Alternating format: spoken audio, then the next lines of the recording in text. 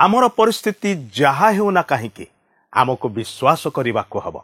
सेमाने जिरिहो और अन्य नगर सबु अधिकार करने पूर्वरु ईश्वर चाहूथिले ताहांकर लोक माने ताहांक सहित सुसंपर्क स्थापन करंतु, कारण ईश्वरंकर बिना आमे किछि ही करि पारिबा नाही। प्रिय बंधु, ईश्वर अनेक किछि प्रतिज्ञा देइछंती, किंतु ईश्वरंकर प्रतिज्ञा रे आपण विश्वास करंती कि? जीसुंक मधुर वाक्य चला पथे साजे दीप आमरी चरण पाई अलिभा आलोक देई जीवनर प्रतिपादे जीवनर प्रतिपादे बढ़ाई से सत्य पथ प्रदर्शिका से जे पथ प्रदर्शिका पथ प्रदर्शिका पथ प्रदर्शिका। दर्शक बंधु नमस्कार। प्रभु जीशु ख्रीष्टंकर पवित्र नाम रे आपण को पथ प्रदर्शिका कार्यक्रम को स्वागत करुछि। आपण आज केमिति अछंती? मोर विश्वास प्रभुंकर दया एवं अनुग्रहरु आपण एवं आपणकर परिवार निश्चय भलरे अछंती आ सर्वदा भलरे थांतु, एहा आम्मानकर प्रार्थना। आपण नियमित आम्मानकर ए कार्यक्रम को देखुछंती एवं वाक्यर शिक्षा प्राप्त होइकी आत्मिक जीवन रे वृद्धि पाउछंती, आशीर्वाद पाउछंती। सेतपाय आमाने प्रभु को धन्यवाद दो।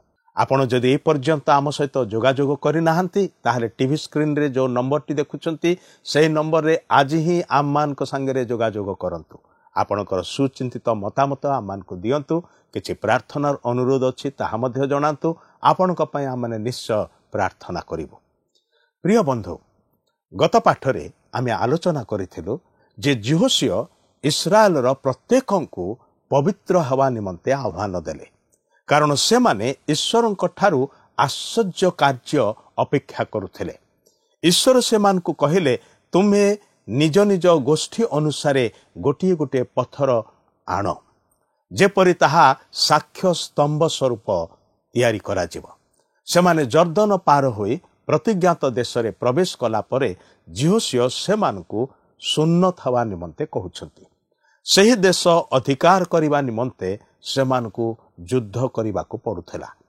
केउ माने सुन्नत हेले केवल पुरुष माने जो माने युद्ध करिबा निमंते सक्षम। सुन्नत विधि एक अस्त्रोपचार सहित समान थिला। यह कष्टदायक विषय थिला। किसी दिन पाए समस्ते असुस्थ होई पड़िथिबे। से माने वर्तमान शत्रुमान को घेर मध्यरे अछंती, पुणी समस्ते असुस्थ अवस्था रे अछंती। टिके चिंता करंतु अवस्था कौन ही थिबो। से माने ईश्वरंकर बाध्य हेले शत्रुमान को विषय चिंता करिकी भयभीत हेले नाही, बरं जो परमेश्वर से मान को जहाँ निर्देश देले, शिक्षा देले, आज्ञा देले, सेही वाक्य को विश्वास कले, ईश्वरंक उपरे भरोसा रखिले। ईश्वर जे सुरक्षा करि पारंती एही विश्वास से मानकर थिला। प्रिय बंधु, ईश्वर अनेक किछि प्रतिज्ञा करिसंती, किंतु ईश्वरंक प्रतिज्ञा वाक्य रे विश्वास करुछंती कि?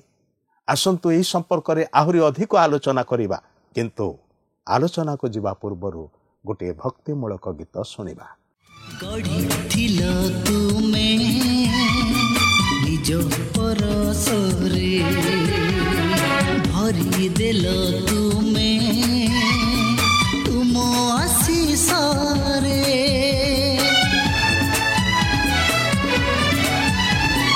गढ़िथिल तुमे निज परसरे भरी देल तुमे तुम आशीष रे जीवनर सुर छंद तुमे प्रभु जीवनर सुर छंद तुमे प्रभु मोगलार अलंकार तुमे स्नेहमय तुमे प्रेममय तुमे स्नेहमय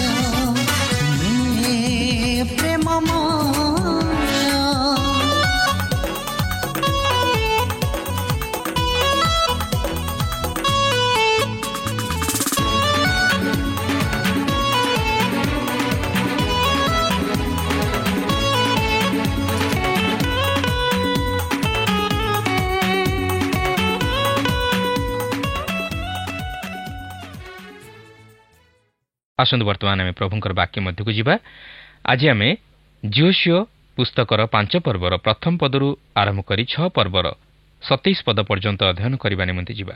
ବର୍ତ୍ତମାନ ଆମେ ଜିଓସିଓ ପୁସ୍ତକର ଏହି 5 ପର୍ବଟିରେ ମୁଖ୍ୟ ବିଷୟକୁ ଲକ୍ଷ୍ୟ କରିବା ପାଇଁ ଯିବା। ତାହା ହେଉଛି ସୁନ୍ନତ କ୍ରିୟା ସାଧିତ ହେବା। ସେହି ସ୍ୱର୍ଗୀୟ ମାନା ବନ୍ଦ ହୋଇଗଲା ଓ ଲୋକମାନେ ସେହି ଦେଶର ପୁରାତନ ଶସ୍ୟକୁ ଭୋଜନ କଲେ ଓ ଜିହୋସିଓଙ୍କର ଦର୍ଶନ। ଏହି 3ଟି ବିଷୟ ଏହି ପର୍ବରେ ଆମେ ଅଧ୍ୟୟନ କରିବା ପାଇଁ ଯିବା। ତେବେ ଏଠାରେ ମୁଁ ଆପଣଙ୍କୁ କହି ରଖେ ଯେ ସେହି କିଣା ଦେଶକୁ ଅଧିକାର କରିବା ନେଇ ସେମାନଙ୍କ ନିମନ୍ତେ କେତେକ ସର୍ତ୍ତ ଥିଲା, ଯେଉଁ ସର୍ତ୍ତକୁ ପୂରଣ କରିବା ଦ୍ୱାରା ସେମାନେ ସେହି ଦେଶର ଅଧିକାରୀ ହେବେ। ଆସନ୍ତୁ ସେହି ସମସ୍ତ ବିଷୟ ଏହି ପର୍ବରେ ଆମେ ଅଧ୍ୟୟନ କରି ଦେଖିବା ପାଇଁ ଯିବା। ଦେଖନ୍ତୁ 5 ପର୍ବର ପ୍ରଥମ ପଦରେ ଏହିପରି ଲେଖା ଅଛି, ଅନନ୍ତର ଆମ୍ଭେମାନେ ପାର ହେବା ଯାଏଁ ସଦାପ୍ରଭୁ ଇସ୍ରାଏଲ୍ ସନ୍ତାନଗଣ ସମ୍ମୁଖରୁ ଜର୍ଦ୍ଦନ ଜଳ କିରୂପେ ଶୁଷ୍କ କଲେ। ଏହା ଯେତେବେଳେ ଜର୍ଦ୍ଦନର ପଶ୍ଚିମ ପାରିସ୍ଥିତ ଇମୋରୀୟ ରାଜଗଣ ଓ ସମୁଦ୍ର ନିକଟସ୍ଥ କିଣାନୀୟ ରାଜଗଣ ଶୁଣିଲେ, ତେତେବେଳେ ସେମାନଙ୍କ ହୃଦୟ ତରଳିଗଲା ଓ ଇସ୍ରାଏଲ୍ ସନ୍ତାନମାନଙ୍କ ମୁଖ ସକାଶୁ ସେମାନଙ୍କଠାରେ ଆଉ ଆତ୍ମା ରହିଲା ନାହିଁ। ପ୍ରକୃତରେ ଇମୋରୀୟ ଓ କିଣାନୀୟ ଲୋକମାନେ କେବେଲେ ଭାବିନଥିଲେ ଯେ ଇସ୍ରାଏଲ୍ ସନ୍ତାନଗଣ ସେହି ଜର୍ଦ୍ଦନ ନଦୀ ପାର ହୋଇ ସେମାନଙ୍କ ଦେଶରେ ପ୍ରବେଶ କରିବେ ବୋଲି, ଯେହେତୁ ସେହି ଜର୍ଦ୍ଦନ ନଦୀରେ ବନ୍ୟା ହୋଇଥିଲା ଓ ସେମାନେ କେବେ ହେଲେ ଭାବିନଥିଲେ ଯେ ଏହି ବନ୍ୟା ସମୟରେ ଇସ୍ରାଏଲ୍ ସନ୍ତାନଗଣ ଜର୍ଦ୍ଦନ ନଦୀ ପାର ହେବେ। ଆଉ ସେମାନେ ବହୁତ ବି ଭାବୁଥିଲେ ଯେ ଏହି ବନ୍ୟା ସମୟ ଗତ ହେବା ପରେ ଇସ୍ରାଏଲ୍ ସନ୍ତାନଗଣ ସେହି ଜର୍ଦ୍ଦନ ନଦୀକୁ ପାର ହୋଇ ସେମାନଙ୍କ ଦେଶରେ ପ୍ରବେଶ କରିବେ। କିନ୍ତୁ ଇସ୍ରାଏଲ୍ ସନ୍ତାନଗଣଙ୍କର ଏହି ବନ୍ୟା ସମୟରେ ସେମାନଙ୍କ ଦେଶରେ ପ୍ରବେଶ କରିବା ସେମାନଙ୍କ ପ୍ରତି ଏକ ଭୟ ତଥା ଆଶଙ୍କାର ବିଷୟ ହୋଇପଡ଼ିଥିଲା। ସେମାନେ ଯୁଦ୍ଧ ନିମନ୍ତେ ମଧ୍ୟ ପ୍ରସ୍ତୁତ ହୋଇପାରିନଥିଲେ। କିନ୍ତୁ ଏପରି ସମୟରେ ଜର୍ଦ୍ଦନ ନଦୀକୁ ପାର ହୋଇ ଇସ୍ରାଏଲ୍ ସନ୍ତାନଗଣ ଯେତେବେଳେ ସେହି ଦେଶରେ ପ୍ରବେଶ କରୁଅଛନ୍ତି, ଏହି ବିଷୟ ସେହି କିଣାନୀୟ ତଥା ଇମୋରୀୟମାନଙ୍କୁ ଚକିତ କରିଦେଲା, ଯେହେତୁ ସେମାନେ ଈଶ୍ୱରଙ୍କର ମହାନ ଶକ୍ତିର କାର୍ଯ୍ୟକୁ ଦେଖି ଭୟ କରିଯାଇଥିଲେ। କିନ୍ତୁ ଈଶ୍ୱର ସେମାନଙ୍କୁ ଅନେକ ଦିନ ଧରି ବା ବର୍ଷ ଧରି ସୁଯୋଗ ଦେଇଥିଲେ ତାଙ୍କର ନିକଟବର୍ତ୍ତୀ ହେବା ପାଇଁ, କିନ୍ତୁ ସେମାନେ ଈଶ୍ୱରଙ୍କ ପ୍ରତି ଫେରିନଥିଲେ। ମାତ୍ର ସେହି ସୁଯୋଗର ସଦ୍ବ୍ୟବହାର ସେମାନେ କରିପାରିଲେ ନାହିଁ। ତେଣୁକରି ଈଶ୍ୱରଙ୍କ ବିଚାର ସେମାନଙ୍କ ପ୍ରତି ବର୍ତ୍ତିବା ପାଇଁ ଯାଉଅଛି। ପ୍ରିୟ ବନ୍ଧୁ, ମନେ ରଖନ୍ତୁ, ଈଶ୍ୱର ଦୀର୍ଘ ସହିଷ୍ଣୁ ମାତ୍ର ଚିର ସହିଷ୍ଣୁ ନୁହନ୍ତି। ସେ ଆଜି ମଧ୍ୟ ଆପଣଙ୍କୁ ମୋତେ ସୁଯୋଗ ଦିଅନ୍ତି ତାଙ୍କର ନିକଟବର୍ତ୍ତୀ ହେବା ପାଇଁ। କିନ୍ତୁ ଆମେ ଯଦି ସବୁ ଶୁଣି ଜାଣି ନିଜର ହୃଦୟକୁ କଠିନ କରୁ, ତାହେଲେ ଏପରି ଏକ ସମୟ ଆସି ପହଞ୍ଚିବ ଯେ ସେହି ଅନୁଗ୍ରହ ଆଉ ନଥିବ, ମାତ୍ର ଏକ ଭୟଙ୍କର ବିଚାର ଆସି ଉପସ୍ଥିତ ହେବ। ଦେଖନ୍ତୁ ଇସ୍ରାଏଲ୍ ଲୋକମାନେ କିପରି ସେମାନଙ୍କ ପ୍ରତି ରଖାଯାଇଥିବା ସର୍ତ୍ତକୁ ପୂରଣ କରନ୍ତି।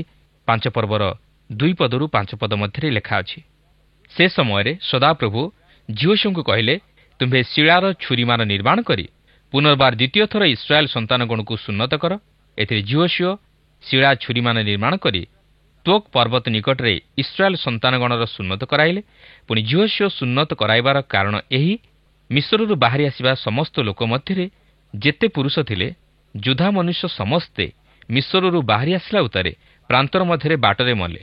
ବାହାରି ଆସିଥିବା ସମସ୍ତ ଲୋକ ସୁନ୍ନତ ହୋଇଥିଲେ, ମାତ୍ର ମିଶ୍ରରୁ ବାହାରି ଆସୁ ଆସୁ ଯେତେ ଲୋକ ବାଟରେ ପ୍ରାନ୍ତର ମଧ୍ୟରେ ଜନ୍ମିଥିଲେ ସେମାନଙ୍କର ସୁନ୍ନତ ହୋଇନଥିଲା। ଏଠାରେ ଆପଣ ଏକ ସୁନ୍ନତ ବିଧି ବିଷୟରେ ଲକ୍ଷ୍ୟ କରିପାରୁଥିବେ, ଯାହାକି ଈଶ୍ୱର ଅବ୍ରାହମଙ୍କ ସହିତ ପ୍ରତିଜ୍ଞା କରି ଏହି ସୁନ୍ନତ ବିଧି ପ୍ରଦାନ କରିଥିଲେ।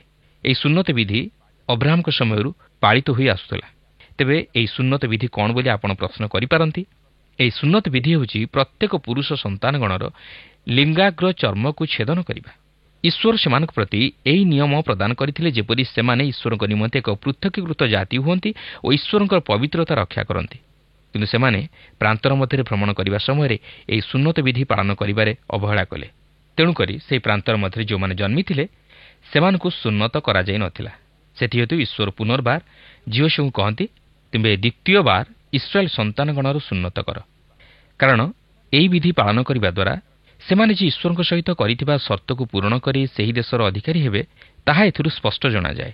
କାରଣ ଇସ୍ରାଏଲ୍ ସନ୍ତାନଗଣ ଈଶ୍ୱରଙ୍କର ମନୋନୀତ ଜାତି ତଥା ଈଶ୍ୱରଙ୍କ ନିମନ୍ତେ ପୃଥକୀକୃତ ଜାତି ଥିଲେ।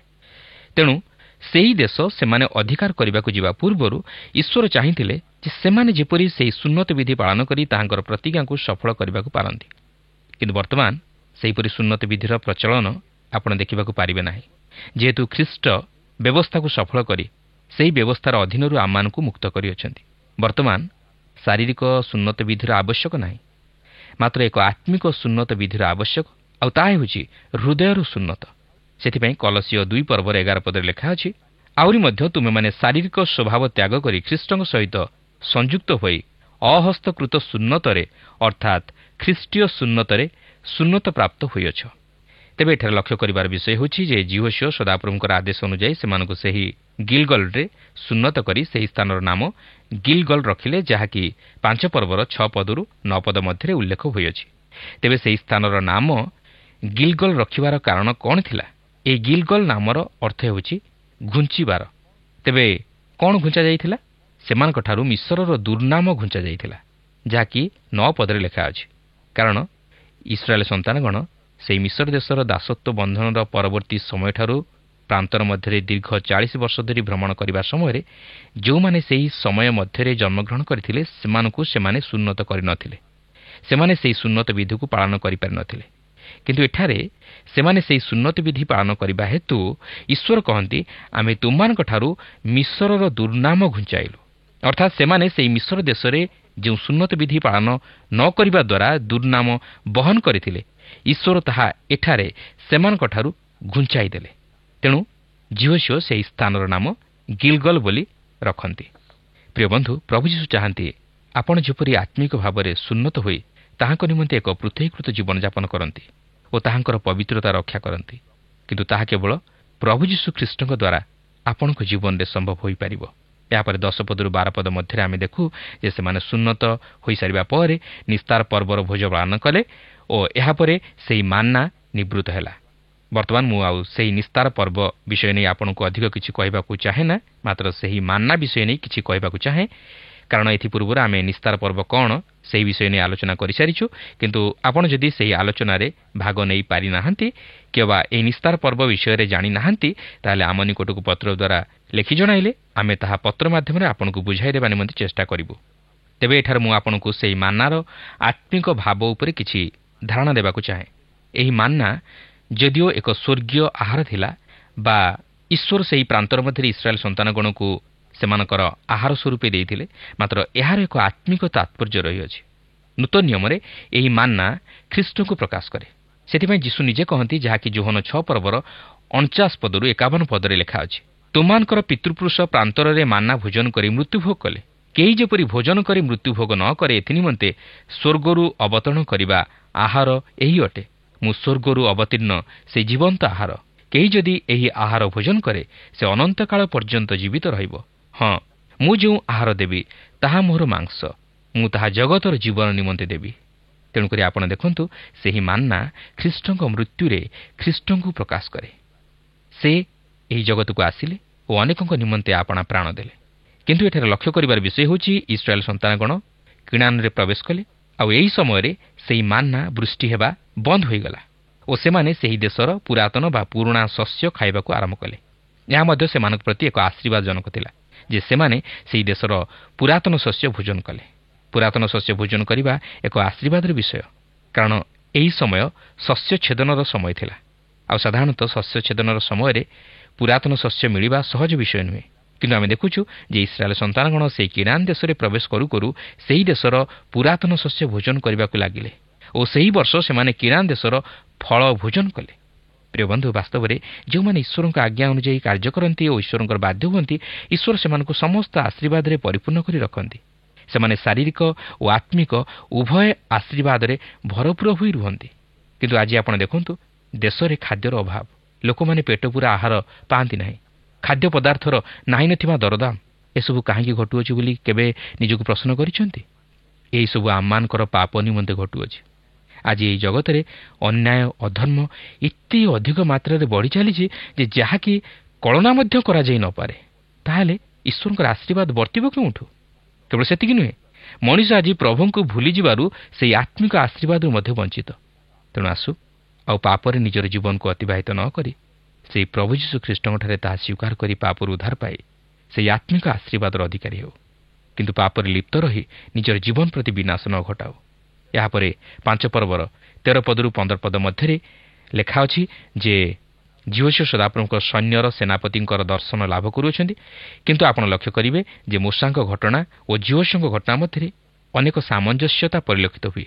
ସଦାପ୍ରଭୁ ଯେତେବେଳେ ମୋଶାଙ୍କୁ ସେହି ମିଦିଅନ୍ ଅଞ୍ଚଳରେ ସେହି ବୁଦାର ମଧ୍ୟରେ ଦର୍ଶନ ଦେଉଅଛନ୍ତି, ସେତେବେଳେ ସେ କହନ୍ତି, ମୋଶା, ତୁମ୍ଭେ ଏ ସ୍ଥାନର ନିକଟବର୍ତ୍ତୀ ହୁଅ ନାହିଁ, ତୁମ ପାଦରୁ ପାଦୁକା କାଢ଼, କାରଣ ତୁମେ ଯେଉଁ ସ୍ଥାନରେ ଛିଡ଼ା ହେଉଅଛ ତାହା ପବିତ୍ର ଭୂମି। ଆଉ ଏଠାରେ ମଧ୍ୟ ଆପଣ ଜିହୋଶୁଆଙ୍କ ଘଟଣାରେ ଦେଖିବେ ଯେ ଠିକ୍ ସେହିପରି ସଦାପ୍ରଭୁଙ୍କ ସୈନ୍ୟର ସେନାପତି ଜିହୋଶୁଆଙ୍କୁ କହନ୍ତି, ଜିହୋଶୁଆ ତୁମ୍ଭ ପାଦରୁ ପାଦୁକା କାଢ଼, କାରଣ ଯେଉଁ ସ୍ଥାନରେ ତୁମେ ଠିଆ ହେଉଅଛ ତାହା ପବିତ୍ର। ବାସ୍ତବରେ ଏହା ଥିଲା ଜିହୋଶୁଆଙ୍କ ପ୍ରତି ଏକ ମହାନ ଶିକ୍ଷା। ଈଶ୍ୱର ଏଠାରେ ଜିହୋଶୁଆଙ୍କୁ ଜଣାଇ ଦେବାକୁ ଚାହାନ୍ତି ଯେ, ଜିହୋଶୁଆ ତୁମେ ଯେ ଇସ୍ରାଏଲ୍ ସନ୍ତାନଗଣର ନେତା ସ୍ୱରୂପେ ସେମାନଙ୍କୁ କଢ଼ାଇ ନେବା ପାଇଁ ଯାଉଅଛ ତାହା ନୁହେଁ, ମାତ୍ର ମୁଁ ସେମାନଙ୍କୁ କଢ଼ାଇ ନେବା ପାଇଁ ଯାଉଅଛି। ତେଣୁ ତୁମେ ମୋର ଅଧୀନରେ ପରିଚାଳିତ ହେବାକୁ ଯାଉଅଛ ଓ ମୁଁ ତୁମକୁ ଯାହା କହିବି ମୋର ଆଦେଶ ଅନୁସାରେ ତୁମ୍ଭେ କାର୍ଯ୍ୟ କରିବାକୁ ହେବ। ଆଉ ବାସ୍ତବରେ ଜିହୋଶୁଆ ଯେ ଇସ୍ରାଏଲ୍ ସନ୍ତାନଗଣର ନେତୃତ୍ୱ ନେବାକୁ ଯାଇଥିଲେ ତାହା ନୁହେଁ, ମାତ୍ର ଈଶ୍ୱର ପ୍ରକୃତିରେ ସେମାନଙ୍କର ନେତା ହିସାବରେ ରହିଥିଲେ ଓ ସେ ଜିହୋଶୁଆଙ୍କୁ ସେମାନଙ୍କର ନେତା ହିସାବରେ ମନୋନୀତ କରି ତାହାଙ୍କ ଦ୍ୱାରା ଇସ୍ରାଏଲ୍ ସନ୍ତାନଗଣକୁ ନିୟନ୍ତ୍ରଣ କରୁଥିଲେ ଓ ଜିହୋଶୁଆ ସଦାପ୍ରଭୁଙ୍କର ଆଦେଶ ଅନୁଯାୟୀ କାର୍ଯ୍ୟ କରୁଥିଲେ। ବାସ୍ତବରେ ଜିହୋଶୁଆ ଯେପରି ଈଶ୍ୱରଙ୍କ ଆଦେଶ ଅନୁଯାୟୀ କାର୍ଯ୍ୟ କରନ୍ତି ଓ ଈଶ୍ୱରଙ୍କୁ ପବିତ୍ର ବୋଲି ମାନ୍ୟ କରନ୍ତି, ଏଥିନିମନ୍ତେ ଈଶ୍ୱର ପୂର୍ବରୁ ଜିହୋଶୁଆଙ୍କୁ ତାହା ଜଣାଇ ଦେଇଥିଲେ। ତେବେ ଏଇଠାରେ ଆମେ 5 ପର୍ବଟି ଅଧ୍ୟୟନ କରି ସମାପ୍ତ କଲୁ। ମାତ୍ର ଏହି ପର୍ବରୁ ଆମକୁ ଏହି ଶିକ୍ଷା ମିଳେ ଯେ ଆମେ ଯେପରି ନିଜର ପୁରାତନ ସ୍ୱଭାବକୁ ପରିତ୍ୟାଗ କରି ଏକ ନୂତନ ସ୍ୱଭାବ ଧାରଣ କରୁ, ଅର୍ଥାତ୍ ଖ୍ରୀଷ୍ଟଙ୍କଠାରେ ବିଶ୍ୱାସ କରି ତାହାଙ୍କ ଦ୍ୱାରା ହୃଦୟରେ ଶୂନ୍ୟତା ପ୍ରାପ୍ତ ହେଉ, ଯଦ୍ୱାରା ଆମେ ସେହି ଆତ୍ମିକ ଆଶୀର୍ବାଦ ସବୁର ଅଧିକାରୀ ହୋଇପାରିବା। ଈଶ୍ୱର ଆଜି ଆମ ପ୍ରତ୍ୟେକଙ୍କ ଜୀବନରୁ ତାହା ଆଶା କରନ୍ତି। ବର୍ତ୍ତମାନ ଆମେ ଜିହୋଶୁଆ ପୁସ୍ତକର 6 ପର୍ବଟିକୁ ଅଧ୍ୟୟନ କରିବା ନିମନ୍ତେ ଯିବା। ଏହି 6 ପର୍ବରେ ଜିରିହୋ ନଗରକୁ କିପରି ଇସ୍ରାଏଲ୍ ଲୋକମାନେ ଅଧିକାର କରି ହସ୍ତଗତ କଲେ ତାହା ଦେଖିବାକୁ ଯିବା।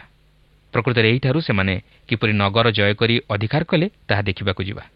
ଏହି ବିଷୟଟି ଅତି କୌତୂହଳପୂର୍ଣ୍ଣ ବିଷୟ, କାରଣ ଏହିଠାରୁ ସେମାନେ ପ୍ରକୃତରେ ସେହି ପ୍ରତିଜ୍ଞାତ କିଣା ଦେଶକୁ ଅଧିକାର କରି ଗୋଟିଏ ପରେ ଗୋଟିଏ ନଗର ଅଧିକାର କରିବା ପାଇଁ ଯାଉଅଛନ୍ତି। କିନ୍ତୁ ବର୍ତ୍ତମାନ ସେମାନେ କିପରି ଜିରିହୋ ନଗରକୁ ଅଧିକାର କରି ତାହାକୁ ହସ୍ତଗତ କରିବା ପାଇଁ ଯାଉଅଛନ୍ତି ତାହା ଦେଖିବା। ଦେଖନ୍ତୁ, 6 ପର୍ବର ପ୍ରଥମ ପଦରୁ 5 ପଦ ମଧ୍ୟରେ ଏପରି ଲେଖା ଅଛି, ସେହି ସମୟରେ ଇସ୍ରାଏଲ୍ ସନ୍ତାନଗଣ ସକାଶୁ ଜିରିହୋ ରୁଦ୍ଧ ଥିଲା, ଦୃଢ଼ ରୂପେ ରୁଦ୍ଧ ହୋଇଥିଲା, କେହି ବାହାରକୁ ଗଲା ନାହିଁ ଓ କେହି ଭିତରକୁ ଆସିଲା ନାହିଁ। ତେଣୁ ସଦାପ୍ରଭୁ ଜିହୋଶୁଆଙ୍କୁ କହିଲେ, ଦେଖ, ଆମେ ତୁମ ହସ୍ତରେ ଜିରିହୋ ନଗର ଓ ତହିଁର ରାଜା ଓ ମହାବିକ୍ରମଶାଳୀ ଲୋକମାନଙ୍କୁ ସମର୍ପଣ କଲୁ। ତୁମେମାନେ ନଗର ବେଷ୍ଟନ କରିବ, ସମସ୍ତ ଯୋଦ୍ଧା ଥରେ ନଗର ଚାରିଆଡ଼େ ପ୍ରଦକ୍ଷିଣ କରିବେ। ଏହି ପ୍ରକାରେ ତୁମ୍ଭେ 6 ଦିନ କରିବ। ପୁଣି 7 ଜଣ ଯାଜକ ସିନ୍ଦୁକର ଅଗ୍ରସର ହୋଇ ମହାଶବ୍ଦକାରୀ 7 ତୁରୀ ବହିବେ। ଆଉ 7ମ ଦିନ ତୁମେମାନେ 7 ଥର ନଗର ପ୍ରଦକ୍ଷିଣ କରିବ ଓ ଯାଜକମାନେ ତୁରୀ ବଜାଇବେ। ଏଥିରେ ଯେତେବେଳେ ସେମାନେ ମହାଶବ୍ଦକାରୀ ସିଙ୍ଗାରେ ଦୀର୍ଘଧ୍ୱନି କରିବେ ଓ ଯେତେବେଳେ ତୁମେମାନେ ସେହି ତୁରୀ ଶବ୍ଦ ଶୁଣିବ, ତେତେବେଳେ ସମସ୍ତ ଲୋକ ମହାଜୟଧ୍ୱନିରେ ଜୟଧ୍ୱନି କରିବେ। ତହିଁରେ ନଗରର ପ୍ରାଚୀର ପଡ଼ି ସମଭୂମି ହେବ ଓ ଲୋକମାନେ ପ୍ରତ୍ୟେକେ ଆପଣା ଆପଣା ସମ୍ମୁଖସ୍ଥ ପଥ ଦେଇ ଉଠିଯିବେ। ଲକ୍ଷ୍ୟ କରନ୍ତୁ, ସେହି ଜିରିହୋ ନଗରକୁ କିପରି ଅଧିକାର କରି ହସ୍ତଗତ କରିବାକୁ ହେବ ତାହା ଈଶ୍ୱର ଏଠାରେ ଜିହୋଶୁଆଙ୍କୁ କହୁଅଛନ୍ତି ଓ ଆପଣ ଏହାପରେ ଦେଖିବେ ଯେ ଜିହୋଶୁଆ ମଧ୍ୟ ଈଶ୍ୱରଙ୍କର କହିବା ଅନୁଯାୟୀ ସେହି ଜିରିହୋ ନଗରକୁ ଅଧିକାର କରିବା ପାଇଁ ଯାଉଅଛନ୍ତି। କିନ୍ତୁ ଏଠାରେ ଲକ୍ଷ୍ୟ କରିବେ ଯେ କିଣାନୀୟମାନେ କେବେ ଭାବିନଥିଲେ ଯେ ଇସ୍ରାଏଲ୍ ସନ୍ତାନଗଣ ଏତେ ଶୀଘ୍ର ସେହି ଜର୍ଦ୍ଦନ ନଦୀକୁ ପାର ହୋଇ ସେମାନଙ୍କର ଦେଶରେ ପ୍ରବେଶ କରିବେ ବୋଲି। କିନ୍ତୁ ଯେତେବେଳେ ଇସ୍ରାଏଲ୍ ସନ୍ତାନଗଣ ବୀରତ୍ୱର ସହିତ ଜର୍ଦ୍ଦନ ନଦୀ ପାର ହୋଇ ସେମାନଙ୍କର ଦେଶ ମଧ୍ୟକୁ ପ୍ରବେଶ କରୁଅଛନ୍ତି, ସେତେବେଳେ ସେହି କିଣାନୀୟମାନେ ଜିରିହୋ ନଗରକୁ ସମ୍ପୂର୍ଣ୍ଣ ରୁଦ୍ଧ କରିଦେଉଛନ୍ତି, ଯେପରି ଜଣେ ବାହାରକୁ ଯାଇ ନପାରେ ବା ଜଣେ ବାହାରରୁ ଭିତରକୁ ଆସି ନପାରେ। କିନ୍ତୁ ଏଥିପୂର୍ବରୁ ଈଶ୍ୱର ମଧ୍ୟ ଯୋଜନା ପ୍ରସ୍ତୁତ କରି ରଖିଛନ୍ତି, ଯେପରି ସେହି ଅନୁସାରେ ଇସ୍ରାଏଲ୍ ସନ୍ତାନଗଣ ଜିରିହୋ ନଗରକୁ ଅବରୋଧ କରିପାରନ୍ତି। ତେବେ ସେହି ଯୋଜନାଟି କ'ଣ ତାହା ଆମେ ଏଥିପୂର୍ବରୁ ଅଧ୍ୟୟନ କରିସାରିଛୁ। କିନ୍ତୁ ଜିହୋଶୁଆ କିପରି ସେହି ଆଦେଶକୁ କାର୍ଯ୍ୟକାରୀ କରିବା ପାଇଁ ଯାଉଅଛନ୍ତି, ଆସନ୍ତୁ ତାହା ଆମେ ଏହି 6 ପର୍ବର 8 ପଦରୁ 11 ପଦ ମଧ୍ୟରେ ଲକ୍ଷ୍ୟ କରିବା। ଏଠାରେ ଲକ୍ଷ୍ୟ କରିବେ, ସେମାନେ ଏହିପରି ଈଶ୍ୱରଙ୍କର ଆଦେଶ ଅନୁସାରେ 6 ଦିନ କଲେ, କିନ୍ତୁ ସେମାନେ ଯୁଦ୍ଧ କଲେ ନାହିଁ, ମାତ୍ର ନଗରର ପ୍ରାଚୀରର ବାହାରେ ସେହିପରି ନିୟମ ସିନ୍ଦୁକକୁ ଧରି ଥରେ ଲେଖାଏଁ ପ୍ରଦକ୍ଷିଣ କରାଇଲେ। କିନ୍ତୁ ଆପଣ ଦେଖନ୍ତୁ, ସେହି ନଗରର ରାଜା ଓ ସୈନ୍ୟମାନେ ସେମାନଙ୍କ ସହିତ ଯୁଦ୍ଧ କରିବା ପାଇଁ ସାହସ କରୁନାହାନ୍ତି। ଇସ୍ରାଏଲ୍ ସନ୍ତାନଗଣ ଚୁପଚାପ ବା ଛକି ବସି କୌଣସି କାର୍ଯ୍ୟ କରୁନଥିଲେ, ମାତ୍ର ସେମାନେ ତୁରୀ ବଜାଇ ସେହି ଜିରିହୋ ନଗରର ଚତୁଃପାର୍ଶ୍ୱ ପ୍ରଦକ୍ଷିଣ କଲେ ଓ ସେମାନଙ୍କ ସହିତରେ ଈଶ୍ୱରଙ୍କର ସେହି ନିୟମ ସିନ୍ଦୁକ ଥିଲା। ତେବେ ଏହିପରି କରିବା ନିମନ୍ତେ ଈଶ୍ୱର ଆଦେଶ ଦେଇଥିଲେ, କାରଣ ଏତେ ବଡ଼ ପ୍ରାଚୀର ବେଷ୍ଟିତ ନଗରକୁ ଅଧିକାର କରି ହସ୍ତଗତ କରିବା ଏକ ସହଜ ବିଷୟ ନଥିଲା। ତାଛଡ଼ା ସେହି ନଗରର ମଧ୍ୟ ରାଜା ଓ ସୈନ୍ୟ ସାମନ୍ତ ଥିଲେ ଓ ସେମାନେ ନଗରକୁ ଦୃଢ଼ ରୂପେ ରୁଦ୍ଧ କରି ରଖିଥିଲେ। କିନ୍ତୁ ଏଠାରେ ଲକ୍ଷ୍ୟ କରିବାର ବିଷୟ ହେଉଛି ଯେ ଇସ୍ରାଏଲ୍ର ଯୋଦ୍ଧାମାନେ 6 ଦିନ ଏହିପରି ଭାବେ ନଗର ପ୍ରଦକ୍ଷିଣ କରିଥିଲେ, କିନ୍ତୁ 6 ଦିନ ମଧ୍ୟରେ ସେମାନେ ସେହି ନଗରକୁ ଅଧିକାର କରିପାରିନଥିଲେ। ମୁଁ ଭାବୁଛି ଯେତେବେଳେ ଇସ୍ରାଏଲ୍ର ଯୋଦ୍ଧାମାନେ ଏହିପରି 6 ଦିନ କରିବା ପରେ ସେମାନେ ନଗରଟିକୁ ଅଧିକାର କରିପାରି ନଥିବେ, ସେତେବେଳେ କିଣାନୀୟମାନେ ଟିକିଏ ନିଶ୍ୱାସ ମାରିଥିବେ ଓ ଭାବୁଥିବେ ଯେ ସେମାନଙ୍କର କିଛି କ୍ଷତି ହେବ ନାହିଁ ଓ ସେମାନେ ବୋଧହୁଏ ଟିକିଏ ଢିଲା ହୋଇଯାଇଥିବେ ଓ ନିଶ୍ଚିନ୍ତରେ ରହିଯାଇଥିବେ। କିନ୍ତୁ ଦେଖନ୍ତୁ ସପ୍ତମ ଦିନ ସେମାନଙ୍କ ପ୍ରତି କ'ଣ ଘଟିବା ପାଇଁ ଯାଉଅଛି।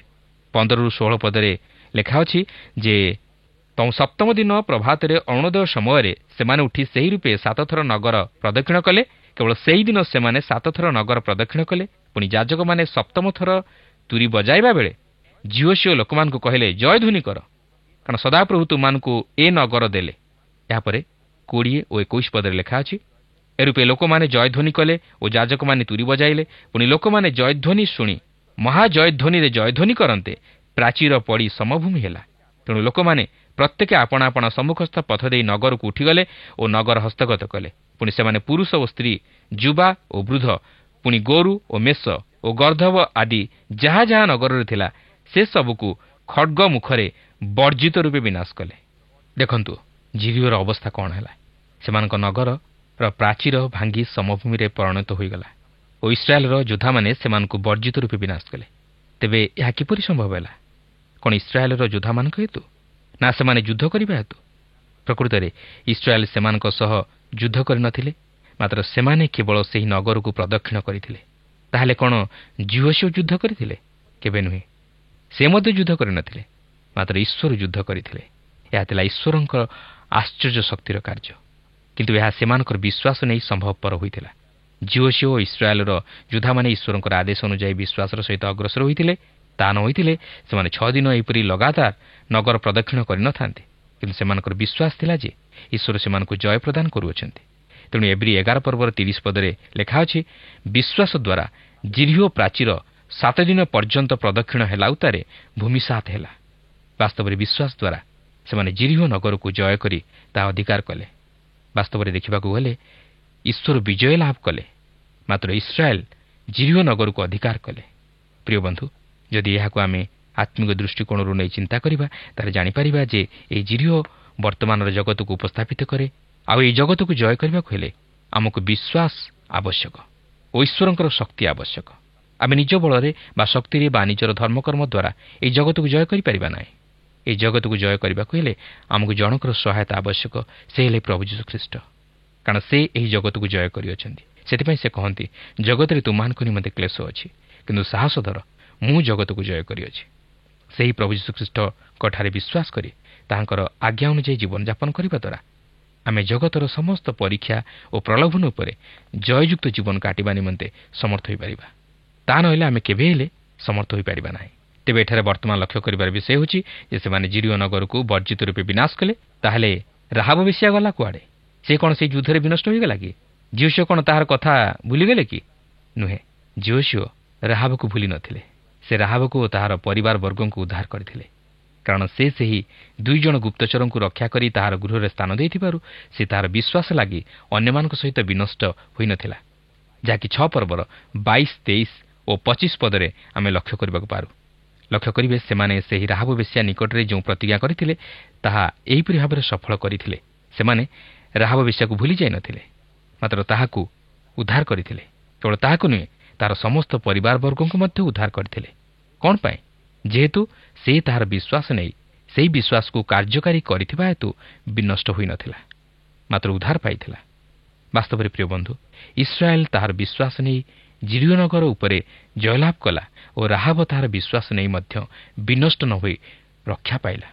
କିନ୍ତୁ ଆଜି ଆମେ କ'ଣ ସେହିପରି ବିଶ୍ୱାସ କରୁ କି?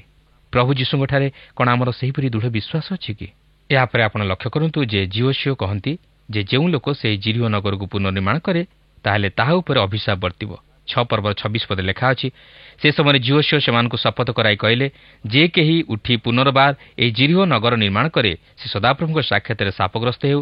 ସେ ଆପଣା ଜ୍ୟେଷ୍ଠ ପୁତ୍ରର ମୃତ୍ୟୁ ସହିତ ତହିଁର ଭିତ୍ତିମୂଳ ସ୍ଥାପନ କରିବ ଓ ଆପଣା କନିଷ୍ଠ ପୁତ୍ରର ମୃତ୍ୟୁ ସହିତ ତହିଁର ଦ୍ୱାରମାନ ସ୍ଥାପନ କରିବ। ଏଠାରେ ଆପଣ ଦେଖନ୍ତୁ, ଝିଅ ଅଭିଶାପ ଦେଇ ଏହିପରି କହନ୍ତି ଓ ତାହା ମଧ୍ୟ ପ୍ରକୃତିରେ ସଫଳ ହୋଇଥିଲା। ଆମେ ଯେତେବେଳେ ପ୍ରଥମ ରାଜାବଳୀ ପୁସ୍ତକ ତହିଁର 16 ପର୍ବଟିକୁ ପାଠ କରିବା, ସେତେବେଳେ ତାହା ଜାଣିପାରିବା ଯେ ଏହି ଜିରିଓ ନଗର ପୁନର୍ନିର୍ମିତ ହୋଇଥିଲା ଓ ଯେଉଁ ବ୍ୟକ୍ତି ସେହି ନଗରକୁ ପୁନର୍ନିର୍ମାଣ କରିଥିଲା ତାହା ପ୍ରତି ସେହି ଅଭିଶାପ ବର୍ତ୍ତିଥିଲା। ତେବେ ଏହି ପର୍ବରେ ଆମକୁ ଏହି ଶିକ୍ଷା ମିଳେ ଯେ ଆମେ ଯେପରି ପ୍ରଭୁ ଯୀଶୁଖ୍ରୀଷ୍ଟଙ୍କଠାରେ ବିଶ୍ୱାସ କରି ଓ ତାହାଙ୍କୁ ନିଜ ହୃଦୟରେ ଗ୍ରହଣ କରି ତାହାଙ୍କ ଶକ୍ତିରେ ଶକ୍ତିଯୁକ୍ତ ହେଉ ଓ ଏହି ଜଗତରେ ଏକ ଜୟଯୁକ୍ତ ଜୀବନଯାପନ କରିବାକୁ ଚେଷ୍ଟା କରୁ। କିନ୍ତୁ ଏଥିନିମନ୍ତେ ଆମର ସେହିପରି ଦୃଢ଼ ବିଶ୍ୱାସ ରହିବା ଆବଶ୍ୟକ। କାରଣ ଯଦି ରାହାବ ବେଶ୍ୟା ତାହାର ବିଶ୍ୱାସ ଦ୍ୱାରା ବିନଷ୍ଟ ନ ହୋଇ ଉଦ୍ଧାର ପାଇଲା ଓ ଇସ୍ରାଏଲ୍ ସନ୍ତାନଗଣ ବିଶ୍ୱାସ ଦ୍ୱାରା ଜିରିହୋ ନଗରକୁ ଜୟ କଲେ, ତାହେଲେ ଆମେ କ'ଣ ବିଶ୍ୱାସ କରିବା ଦ୍ୱାରା ନିଜର ପାପରୁ ଉଦ୍ଧାର ପାଇବା ନାହିଁ କି? ଆମେ କ'ଣ ଶୈତାନ ଉପରେ ଜୟଯୁକ୍ତ ଜୀବନଯାପନ କରିପାରିବା ନାହିଁ କି? ହଁ, ନିଶ୍ଚୟ। କିନ୍ତୁ ସେଥିନିମନ୍ତେ ଆମମାନଙ୍କର ମୁଖ୍ୟ ବିଷୟ ହେଉଛି ବିଶ୍ୱାସ କରିବା। ପ୍ରଭୁ ପ୍ରତ୍ୟେକଙ୍କୁ ଆଶୀର୍ବାଦ କରନ୍ତୁ। ପ୍ରିୟ ବନ୍ଧୁ, ଆଶା କରେ ଆଜିର ଅଧ୍ୟୟନଟି ଆପଣଙ୍କୁ ଭଲ ଲାଗିଛି ଏବଂ ଈଶ୍ୱର ଯେପରି ଭାବରେ ଜିରିହୋ ନଗର ବିରୁଦ୍ଧରେ ଯିବା ନିମନ୍ତେ ଇସ୍ରାଏଲୀୟ ଲୋକମାନଙ୍କୁ କହିଲେ, ଜିହୋଶିଆ ଆଉ ତାଙ୍କର ଲୋକମାନଙ୍କୁ କହିଲେ, କେବଳ ଈଶ୍ୱରଙ୍କ ଉପରେ ସମ୍ପୂର୍ଣ୍ଣ ଭରସା ରଖି ତାଙ୍କର ବାକ୍ୟର ଆଜ୍ଞାବହ ହେବା ଛଡ଼ା ଆଉ ଅନ୍ୟ କୌଣସି କାର୍ଯ୍ୟ ସେମାନଙ୍କ ପାଇଁ ନଥିଲା। ଜିରିହୋ ନଗର ପ୍ରାଚୀର ବିଶିଷ୍ଟ ନଗର ଥିଲା ଆଉ ତାହାର ବିରୁଦ୍ଧରେ ସେମାନେ ଯୁଦ୍ଧ କରିବାକୁ ପଡ଼ିଲା ନାହିଁ। କେବଳ ଈଶ୍ୱରଙ୍କର ବାକ୍ୟ ଉପରେ, ଈଶ୍ୱରଙ୍କର ନିର୍ଦ୍ଦେଶ ଉପରେ ସେମାନଙ୍କୁ ନିର୍ଭର ରଖିବାର ଆବଶ୍ୟକତା ଥିଲା। ସେମାନେ ଈଶ୍ୱରଙ୍କର ନିର୍ଦ୍ଦେଶ ପ୍ରକାରେ ନଗରର ଚାରିଆଡ଼େ ପ୍ରତ୍ୟେକ ଦିନ ଥରେ ଲେଖାଏ ଏବଂ ସପ୍ତମ ଦିନ 7 ଥର ପରିକ୍ରମା କରିବା ପାଇଁ ପରମେଶ୍ୱର ସେମାନଙ୍କୁ କହିଲେ। ଆଉ ସେମାନେ ଈଶ୍ୱରଙ୍କର ସେହି କଥା ଅନୁସାରେ କାର୍ଯ୍ୟ କଲେ। ସେମାନଙ୍କୁ ଦେଖିବା ଲୋକମାନେ ହୁଏତ ଭାବିବେ ଏମାନେ ପାଗଳ ବୋଲିକି, କିନ୍ତୁ ସେମାନେ ସରଳ ଭାବରେ ଈଶ୍ୱରଙ୍କର ନିର୍ଦ୍ଦେଶକୁ ମାନି ଚାଲିଲେ। ପ୍ରାଚୀର ବିସ୍ତୃତ ନଗର ଚାରିଆଡ଼େ ପ୍ରଦକ୍ଷିଣ କରିବା ଦ୍ୱାରା, ଈଶ୍ୱରଙ୍କର ପ୍ରଶଂସା କରିବା ଦ୍ୱାରା ତାହା ଆପେ ଆପେ ଭୁଷୁଡ଼ି ପଡ଼ିବ। ଏଇଟା କେହି ହେଲେ ସାଧାରଣତଃ ବିଶ୍ୱାସ କରିବେ ନାହିଁ। କିନ୍ତୁ ଇସ୍ରାଏଲୀୟ ଲୋକମାନେ ଜିହୋଶିଆଙ୍କର ନେତୃତ୍ୱରେ ସେମାନେ ଈଶ୍ୱରଙ୍କର ଏ ନିର୍ଦ୍ଦେଶକୁ ମାନିଲେ, ଆକ୍ଷରିକ ଭାବରେ ପାଳନ କଲେ ଏବଂ ଅଦ୍ଭୁତ ବିଜୟକୁ ଦେଖିଲେ। ଆଜ୍ଞାବହତା ସେମାନଙ୍କର ନିମନ୍ତେ ବିଜୟ ଆଣିଲା। ଆମେ କ'ଣ ସବୁ ପରିସ୍ଥିତିରେ ଈଶ୍ୱରଙ୍କର ଆଜ୍ଞାବହ ହେଇପାରିଛୁ କି? ଆଜି ତ ଆମମାନଙ୍କର ସମୟ ଏଠି ସରିଯାଇଛି, କିନ୍ତୁ ପରବର୍ତ୍ତୀ କାର୍ଯ୍ୟକ୍ରମରେ ଏହି ପ୍ରସଙ୍ଗ ନେଇ ପୁଣି ଥରେ ଆପଣଙ୍କ ସହିତ ସାକ୍ଷାତ ହେବ। ବିଦାୟ ନେବା ପୂର୍ବରୁ ଆସନ୍ତୁ ସେହି ପ୍ରଭୁଙ୍କର ନିକଟତର ହେବା ପ୍ରାର୍ଥନା କରିବା। ପ୍ରିୟ ପ୍ରଭୁ, ବିଜୟ କେବଳ ଯୁଦ୍ଧ ଦ୍ୱାରା ଆସେ ନାହିଁ, ବିଜୟ ସଫଳତା ତୁମଠାରୁ ଆସେ। ଜିହୋଶିଆ ଏବଂ ତାଙ୍କର ଲୋକମାନେ ତୁମ ବାକ୍ୟରେ, ତୁମର ନିର୍ଦ୍ଦେଶରେ ବିଶ୍ୱାସ କଲେ ଏବଂ ଆଜ୍ଞାବହ ହୋଇକି କାର୍ଯ୍ୟ କଲେ। ସରଳ ବିଷୟ କରିବା ପାଇଁ କୁହାଗଲା ଆଉ ସେମାନେ ବିଶ୍ୱାସର ସହିତ ତାହା କଲେ ଆଉ ସେମାନଙ୍କ ପାଇଁ ମହାଫଳ ଆସିଲା। ସେମାନେ ଅଦ୍ଭୁତ ବିଜୟ ପାଇଲେ, ବିନା ଯୁଦ୍ଧରେ ନଗରକୁ ଅଧିକାର କରିବାକୁ ପାରିଲେ। ପ୍ରଭୁ, ତୁମେ ସେହି ପରମେଶ୍ୱର ଅଟ। ଆଜି ମଧ୍ୟ ତୁମଠାରେ ଭରସା ରଖି ତୁମର ଆଜ୍ଞାବହ ହୋଇକି ଆଗକୁ ବଢ଼ିବା ପାଇଁ ଆମମାନଙ୍କୁ ତୁମେ ସାହାଯ୍ୟ କର। ଏହି ପ୍ରାର୍ଥନା ପ୍ରଭୁ ଯୀଶୁ ଖ୍ରୀଷ୍ଟଙ୍କର ପବିତ୍ର ନାମରେ ଉତ୍ସର୍ଗ କରୁଅଛୁ। ଆମେନ୍। ବହୁତ ବହୁତ ଧନ୍ୟବାଦ। ପ୍ରଭୁ ଆପଣଙ୍କୁ ଆଶୀର୍ବାଦ କରନ୍ତୁ। ପ୍ରିୟ ଦର୍ଶକ ବନ୍ଧୁ, ବିଶ୍ୱାସ କରୁ ଆପଣଙ୍କୁ ଆମ ପଥ ପ୍ରଦର୍ଶିକା କାର୍ଯ୍ୟକ୍ରମ ନିଶ୍ଚୟ ଭଲ ଲାଗିଥିବ। ଅନୁରୋଧ କରେ ଆପଣ 044490812996 ନମ୍ବରରେ ନିଶ୍ଚୟ ଗୋଟିଏ ମିସ୍ଡ କଲ୍ ଦେବେ। ଆପଣଙ୍କ ମିସ୍ଡ କଲ୍ ର ଅପେକ୍ଷାରେ ଅଛୁ। ମୁଁ ଆନନ୍ଦର ସହ ଜଣାଉଛି ଯେ ପ୍ରତ୍ୟେକ ମିସ୍ଡ କଲ୍ ଦାତାଙ୍କ ମଧ୍ୟରୁ ଯିଏ ଅଧିକ ମିସ୍ଡ କଲ୍ ଦେଇଥିବେ ତାଙ୍କୁ ପୁରସ୍କୃତ କରାଯିବ। ପୁଣି ସେହି ଦର୍ଶକ ବନ୍ଧୁଙ୍କ ନାମ ଓ ଫଟୋ ଆମ କାର୍ଯ୍ୟକ୍ରମ ଶେଷରେ ଦିଆଯିବ। ଗତ ସପ୍ତାହର ବିଜୟ ଦର୍ଶକ ବନ୍ଧୁ ହେଲେ ବଲାଙ୍ଗୀରରୁ ସଦାନନ୍ଦ ଜାଲ ଓ ପରିବାର। ପ୍ରାର୍ଥନା ଓ ଅଧିକ ଜାଣିବା ନିମନ୍ତେ ଆମକୁ 9777221415 ନମ୍ବରରେ ଫୋନ୍ କରିବାକୁ ଭୁଲିବେ ନାହିଁ। ଆମ ଠିକଣା ଟିଭି ସ୍କ୍ରିନରେ ଦିଆଯାଇଅଛି। ଧନ୍ୟବାଦ। ଭଲରେ ରୁହନ୍ତୁ, ସୁସ୍ଥ ରୁହନ୍ତୁ।